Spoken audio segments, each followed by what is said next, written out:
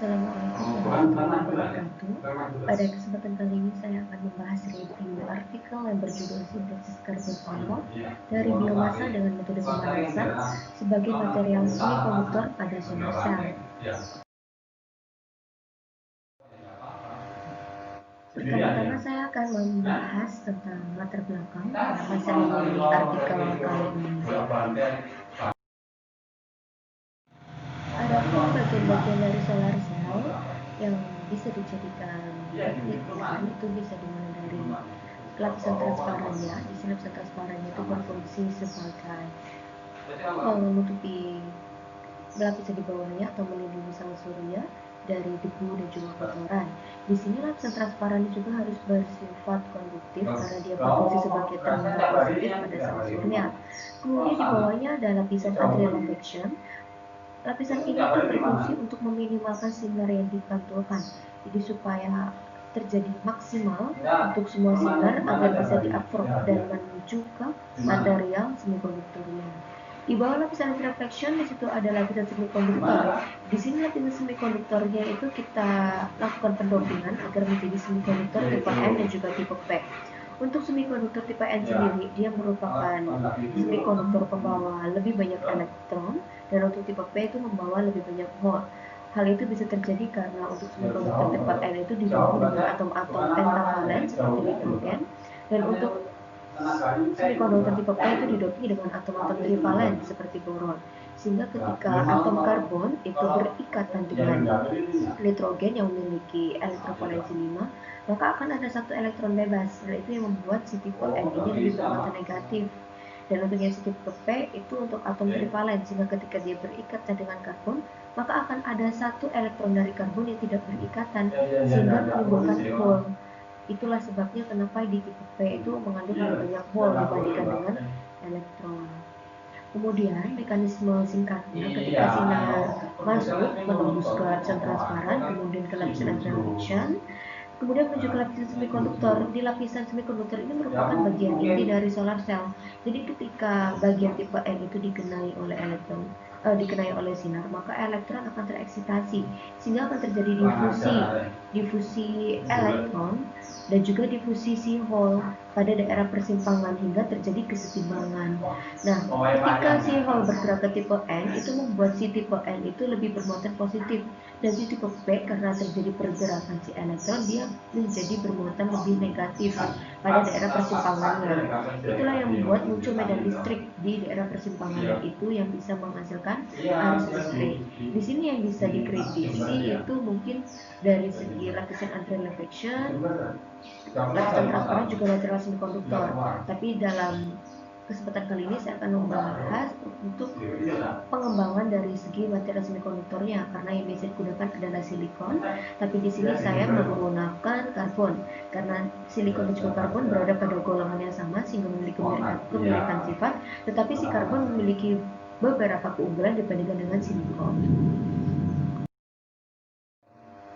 Berikut saya tampilkan komparasi dari bahan silikon dan juga karbon yang bisa digunakan pada sang surya. Untuk silikon sendiri itu memiliki biaya fabrikasi yang relatif mahal dibandingkan dengan karbon, juga ketersediaan silikon yang tidak sebanyak karbon, dan sifat dari silikon sendiri yang tidak semudah karbon dalam proses pendopingan. Dan mayoritas silikon yang digunakan pada sel surya itu bisa mengalami proses degradasi yang bisa membatasi masa pakai dan juga stabilitasnya, sedangkan karbon itu memiliki rentang konduktivitas yang luas sehingga bisa dimodifikasi sesuai kebutuhan. Berikut adalah beberapa alotrop karbon yang bisa kita kenal, ada intan, grafit, karbon 60 atau kita bisa sebut dengan tribol, karbon amorf dan juga CNT. Masing-masing alotrop karbon ini memiliki sifatnya sendiri-sendiri dan juga kelebihan dan kurangannya sendiri. Jadi kita bisa memanfaatkan salah satu alotrop karbon sesuai dengan kebutuhannya kita mau digunakan untuk apa karbon tersebut. Nah, beberapa sumber karbon yang bisa kita ketahui itu biasanya berasal dari aktivitas pertambangan seperti dari pembakaran batu bara atau dari cairan hidrogen dan lainnya. Namun di kesempatan kali ini kita akan mensintesis senyawa karbon dari green carbon. Jadi kita memanfaatkan bagian dari tumbuhan, baik itu dari segi daging buahnya, niranya, kayunya, ataupun limbahnya, seperti mungkin daun, batu kelapa, lidinya, dan lain-lain sebagai sumber biomasa yang bisa kita gunakan dalam sintesis karbon amonium. Yang digunakan untuk sel surya itu adalah allotrop karbon amorf. Jadi allotrop karbon amorf seperti yang saya sebutkan sebelumnya itu merupakan salah satu allotrop karbon yang mana susunannya tidak teratur dan strukturnya ada di antara grafit dan juga intan. Jadi dia mengandung sp2 dan juga sp3. Dia ada di antara sp2 dan juga sp3. Nah, sumber karbon dari biomasa seperti yang saya bilang di slide sebelumnya itu banyak. Nah, untuk yang green carbon sendiri yang biasa sering dimanfaatkan itu dari batok kelapa atau sekam padi. Tapi untuk penggunaan nira sendiri sebagai sumber karbon itu jarang sekali digunakan, jadi kurang tereksplor. Sehingga pada kesempatan kali ini akan disintesis karbon amorf dari nira kelapa, nira siwalan, niken, dan juga gula merah. Berikut adalah metodologi yang digunakan pada sintesis kali ini, yaitu untuk masing-masing material nira kelapa, siwalan, niken, dan juga gula merah dipanaskan terlebih dahulu dalam merekam magnetik stirrer pada suhu 100 derajat selama 8 jam. Kemudian hasilnya di furnace pada suhu 250 derajat selama 1,5 jam dan dihasilkan serbuk karbon. Kemudian serbuk arang karbon tersebut dihaluskan dengan mortar lalu dilakukan pengujian. Berikut adalah hasil yang diperoleh pada sintesis senyawa karbon kali ini. Adapun untuk hasil uji XRD pada serbuk arang karbon itu diperoleh seperti pada gambar. Untuk yang merah itu merupakan hasil uji XRD pada nira kelapa, yang biru uji XRD pada nira siwalan, dan untuk yang hijau pada niken, dan yang hitam pada brown sugar atau gula merah. Nah, di sini terlihat bahwa untuk yang silicon itu tidak terbentuk puncak yang tajam. Itu menunjukkan bahwa tidak adanya KCl. Namun KCl sendiri itu bisa hilang dengan mudah dengan proses pencucian. Legen tidak memiliki peak yang tajam itu karena si legen sudah mengalami proses pemanasan yang lebih banyak dibandingkan dengan material yang lainnya, sehingga KCl-nya tidak terbentuk. Dan untuk masing-masing material itu juga terbentuk karbon dengan peak yang lebar atau puncak yang lebar, dan itu mengindikasikan bahwa masing-masing material sudah berstruktur karbon amorf. Nah, kemudian dari hasil uji FTIR, lihat pada gambar untuk dari keempat material itu memiliki struktur yang sama, yaitu ada ikatan rangkap karbon, ada OH, CH, CO, dan juga ikatan CH dengan cina ikatan rangkap. Nah, sama, yang beda adalah nilai transmitasinya saja. Nah, yang bisa terlihat lebih tajam itu adalah dari segi ikatan OH-nya. Di sini untuk gula merah dan juga legen OH-nya itu mengalami pelemahan vibrasi. Hal itu mengindikasikan bahwa keduanya itu mengalami proses deoksigenisasi atau berkurangnya oksigen di dalam sampel karena keduanya telah mengalami proses pemanasan juga terlebih dahulu sebelum dilakukannya sintesis senyawa karbon ini.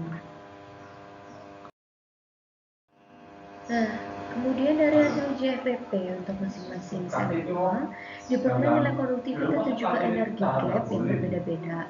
Namun dari range konduktivitas dan juga energi gapnya masing-masing material bisa diklasifikasikan menjadi bahan semikonduktor. Karena untuk bahan semikonduktor itu energi gapnya itu berada pada rentang 0 sampai dengan 6 eV. Dan di situ terlihat bahwa energi gapnya juga berkisar di material semikonduktornya. Semakin kecil energi gapnya, maka material tersebut bersifat lebih konduktif, sehingga lebih mudah dalam mengantarkan listrik. Nah, dari yang sudah dijelaskan sebelumnya, ada beberapa hal yang perlu ditingkatkan dari artikel kali ini. Selain sampai dengan uji FPP, memang benar sudah diperoleh material semikonduktor, dan itu bisa menggantikan silikon pada material semikonduktor yang ada pada sel surya. Namun, belum dilakukan melakukan proses pendopingan, sehingga kita tidak tahu apakah efisien yang nira siwalan, yang nira kelapa, kolegen, ataupun yang gula merah. Jadi perlu dilakukan pendopingan agar bisa dihasilkan semikonduktor tipe P dan juga tipe N. Pendopingannya untuk tipe N bisa menggunakan nitrogen dan tipe P bisa menggunakan boron. Setelah didoping, kita baru bisa melakukan uji fotovoltaik untuk mengetahui efisiensi dari proses konversi energi panas menjadi energi listrik pada masing-masing material. Selain itu juga mungkin bisa ditampilkan untuk komparasi biaya fabrikasinya secara keseluruhan dari sel surya yang berbahan dasar silika dengan yang berbahan dasar karbon amorf ini. Jadi pembaca lebih mudah untuk menafsirkan bahwa karbon amorf memang lebih murah, lebih ekonomis.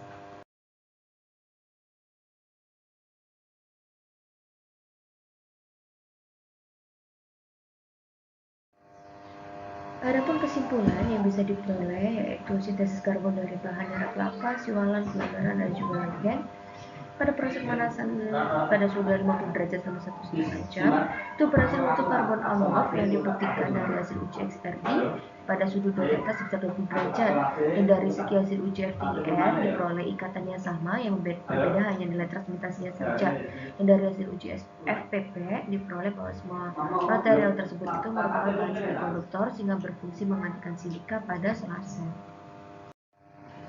Sekian yang bisa saya sampaikan, kurang lebihnya mohon maaf. Saya